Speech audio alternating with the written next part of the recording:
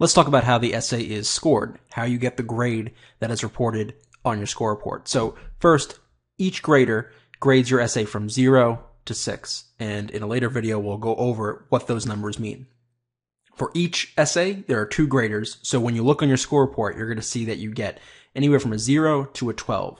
Now, it is possible that you can get odd numbers, so it's possible, for instance, that you could get a 4 and a 3 from your 2 graders, which means you get a 7.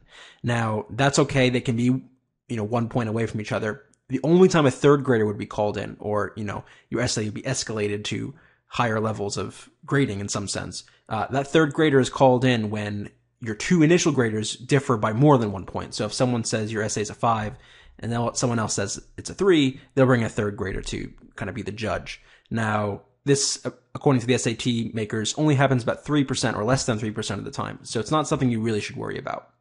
Let's talk about how then you would convert the 0 to 12 into something that then becomes the scaled score from 200 to 800 for the writing section. So first note that your multiple choice questions, which are 70% of your total grade, are given raw points. So you have 49 total writing questions. And if you get 49 of those right, in terms of your writing raw score, your writing scaled score, I should say, your multiple choice scaled score, you would have an 80. Notice it's different from these guys over here because this is not going to be your actual score. They're going to take this raw and combine it with your essay score in the next table that we're going to look at to get your actual scaled score. So if we look at the next table, you would take what your writing raw score would be from the multiple choice, and then you would match it up to the essay raw score you got, right, from 0 to 12, and then that would be your score. So let's say you got 42 raw points and an 8. Well, that would correspond to a 650. And this can also help you to see what would happen if you got, say, another point higher. What if you had gotten a 5 and a 5, so a 10? Well, that would have put you in a 680. So if you look at it that way, even if you got a 12, it's only the difference between about 70 points, which is a significant difference. But this just goes to show, since the essay is 30% of the total score, the majority of your score obviously is determined by the multiple choice questions, which is why when we talk about in a different series, the grammar questions, we want to focus a lot of our attention here because this is where we're going to see most of our gains. And in fact, if you get 49 right, or 49 or 48 right, you're in line for a very high score. If you get a 12 on the essay, there's no guarantee you're going to get a high score in a similar way. So some things to notice. First, note that the curve in general, again, every test is going to be different. So this one comes from the 2012-2013 practice SAT. But every curve is going to be different depending on how difficult that section is. If the section is harder than average, you're going to see an easier curve. If it's easier than average, you'll see a harder curve, so a curve with less room at the top. This one seems pretty standard for writing sections. Usually you can usually get 1 wrong and still be in line for an 800 if you have a 12. Same thing with an 11.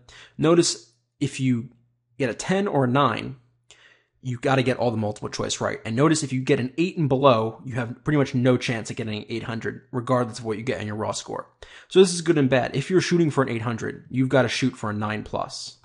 But notice once you get that 9+, there's really no, except for this little leeway at the top, there's really no benefit beyond getting that 9 for an 800. Now, of course, the curve, if you look the difference from a 9 to a 12 at the top ends, you're talking 40 points, which is pretty significant. But if you're shooting for that 800, the essay isn't going to be really the issue for you. So basically the lesson from this is, obviously we want to get into the 9 to 12 range if we can, but once we're there, we then need to start worrying about a lot more maximizing the writing multiple choice score. So this just gives some evidence for the assertions I've made before about the essay is not the most important thing here for the SAT overall. Let's see if there's anything else to mention. Nothing about this. Let's talk about then how the graders assign the score. So what's the process that they do? Now, the buzzword that you'll hear is they grade the essay holistically. So what does this mean? This means that they go in, they read your essay, and they do this all online, so it's all electronic nowadays. They read your essay, which has been scanned into the computer. They read it for, maybe 30 seconds to a minute, maybe a minute and a half tops. And then they get their first impression of it, they get an overall impression of it, and slap a number on it and move on. So they are not spending a lot of time on these essays. They're not going through your essays with a fine-tooth comb, looking at all the specific details. They're reading it once, quickly, getting an impression, assigning it into the schema that they've been trained to assign essays into from 0 to 6, putting a number on it and moving on. So this just goes to show you that your teachers are not grading your essays. And what I mean by that is, if your teachers will sometimes give you like a checklist or a rubric, and they'll say, your thesis is 10 points. So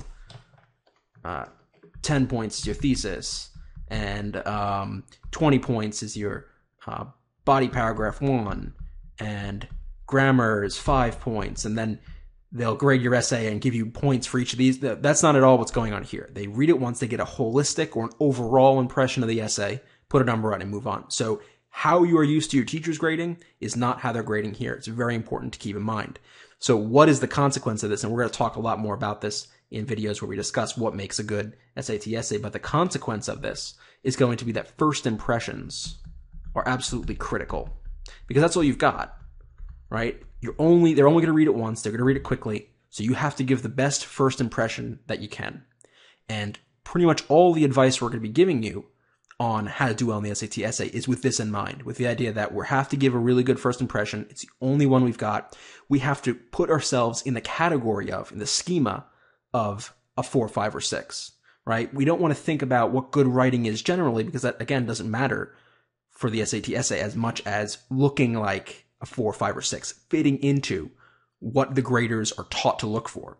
So that's what we're going to focus in on when we move into actually how to improve on our essays.